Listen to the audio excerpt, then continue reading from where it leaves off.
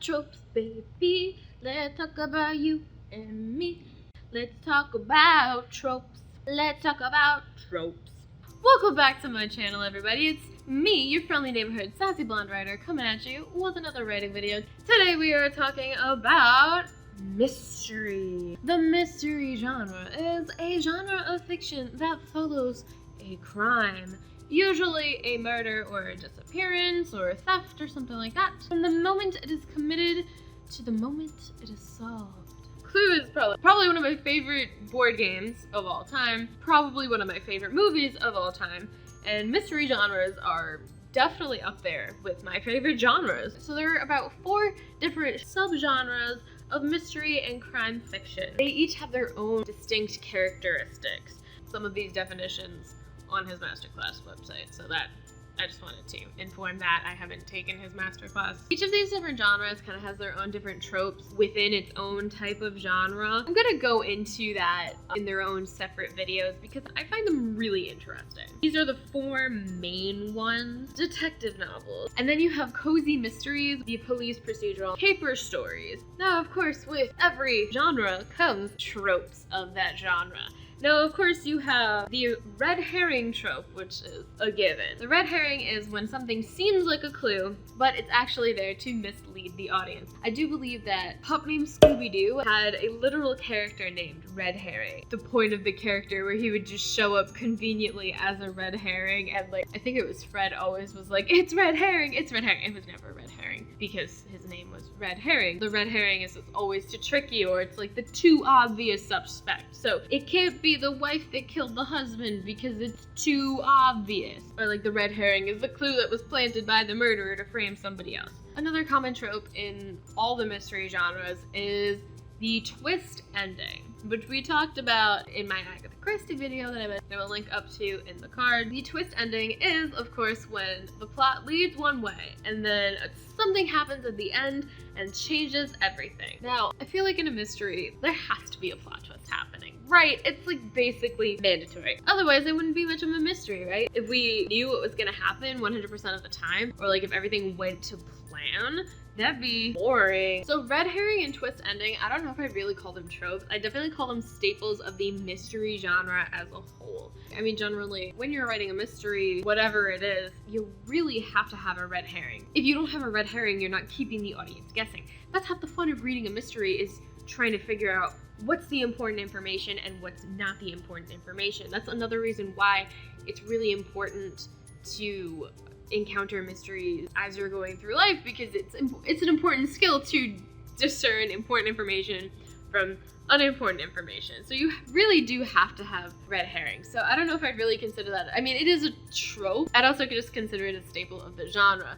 Same thing goes for twist endings. It's a staple of the genre because it's not really much of a mystery if everything goes as planned. If there's gonna be a major plot twist, you want to make sure that you build up to it, leading up to it before. You don't want it to just come out of left field like an M. Night Shyamalan plot twist, right? That would make your fans really mad, right? One of the tropes that's really specific to, I'd say, the cozy mystery genre would be put on a prison bus trope. The culprit is often defeated at the end by being arrested. That happens a lot in the different iterations of Scooby-Doo, and maybe I'll make a whole video. I think it was in Mystery Incorporated where even people were getting arrested for things that weren't even technically crime. They were making fake phantoms for their own private property and they were being arrested. It's wait a second, that's not, what? So that's just a trope that happens a lot in cozy mysteries, specifically when people would just be arrested just because they got caught, because plot. Trope to always look out for it. If you're writing a cozy mystery, just think for a second. Is what's happening actually a crime? Or is it just wrong what's happening? And if so, should the person just be exposed for what they're doing? Or should they actually be arrested? Just that's what I'll say there. Think about the logical consequences for your characters when you're writing the ending. Another trope of the mystery genre, I feel like you see this more in detective novels and also police procedurals. It adds a little spiciness to the plot. Is public secret messages. Sending coded messages to everyone because only the intended target will understand the code. That definitely happens in Sherlock Holmes. I don't remember which one, but I feel like that's also happened in some police procedurals, because police procedurals can be so predictable otherwise. So adding that public secret message can add a lot of spice. You have to figure out, first you have to figure out what it means, who got the message, who else could possibly know what it means. There's a lot of things that are happening. There's a lot of moving parts to this one, so it's always interesting to see that one happen. Another trope that you see a lot of, I feel like you see them a lot in caper stories, or detective stories as well. I particularly think of Columbo with this one, is the reverse whodunit, where we know who committed the crime, but we don't know if the detective will solve the case. So the fun of watching is kind of the race against the clock to see if the detective will figure it out in time. So I think the show Columbo is written entirely around this idea of the reverse whodunit, where the audience sees things chronologically and we know exactly who did it, so we're trying to see, is Columbo gonna figure this out? Another trope, I feel like this trope tends to happen in cozy mysteries just because they tend to be sanitized or more geared towards kids, or any detective story that's geared towards more towards kids than anything else, is be let off by the detective, where the detective knows who did it but sympathizes with their motives or feels they've been punished enough, so doesn't say so. Spoiler alert, skip ahead.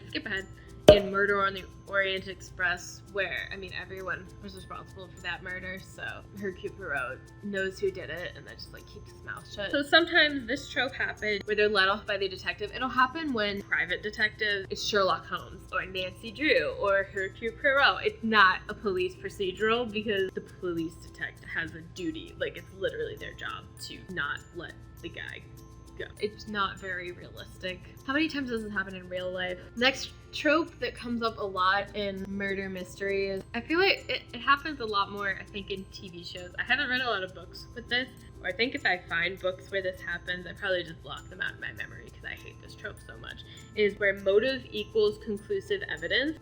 This is when the motive is treated as incriminating evidence. And I also hate this one. I'm not a lawyer, not legal advice.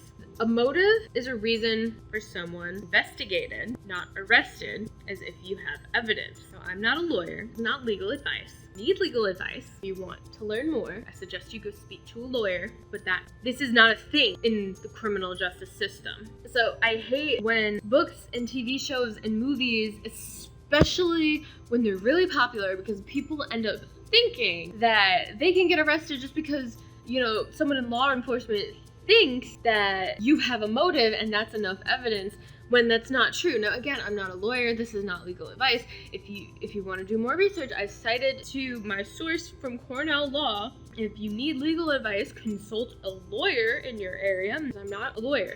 But this is the quote from my source from Cornell Law. A motive can be useful in combination with other evidence to prove that a person committed a crime, especially if the suspected perpetrator denies committing the crime. Motive can be proved by the admission of evidence. That's a different story when we're talking about probable cause. Again, I'm not a lawyer and this is not legal advice, but there's also the issue of warrants in a police procedural, and this is something to consider if you're writing a police procedural, is how do warrants play into what the detective is doing, because that also, again, I'm not a lawyer, this is not legal advice, but you can't just break into someone's house and take evidence, because then it will be declared inadmissible. Even if they're guilty, you can't just do that. But if you are writing a mystery and you're going to involve forensics or legal or criminal justice system in your story, please get your facts right. Please look up what a police officer has to do to obtain a warrant to search. What does a detective have to do to get someone arrested? What does somebody have to do to search someone's car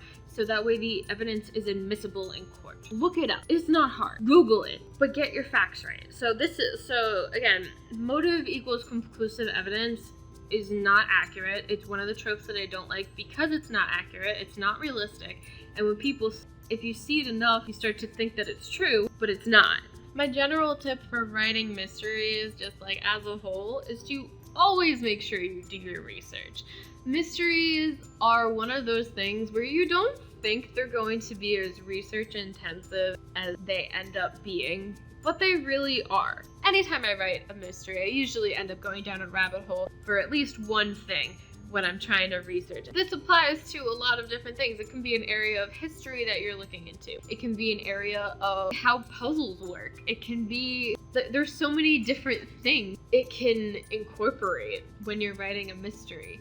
So make sure you do your research, make sure you get your facts right, especially with regards to procedure, particularly if you're writing a police procedural. I think that's part of the reason why a lot of people try to stick to the cozy mystery or the detective drama. Cozy mysteries, a lot of time it's an amateur sleuth who is doing the mystery solving because it's something that doesn't really need to be taken to the police in general. I mean, Nancy Drew tends to handle things that have nothing to do with the police, so there's that. And Scooby-Doo gang to do with these supernatural at a theme park, so that's something to keep in mind as well. So as the month goes on, we're going to be investigating the different tropes and such of these different mystery genres. I hope you enjoyed this video on mystery trope. If you enjoyed this video, please give it a like and don't forget to subscribe. I post new videos on Wednesdays.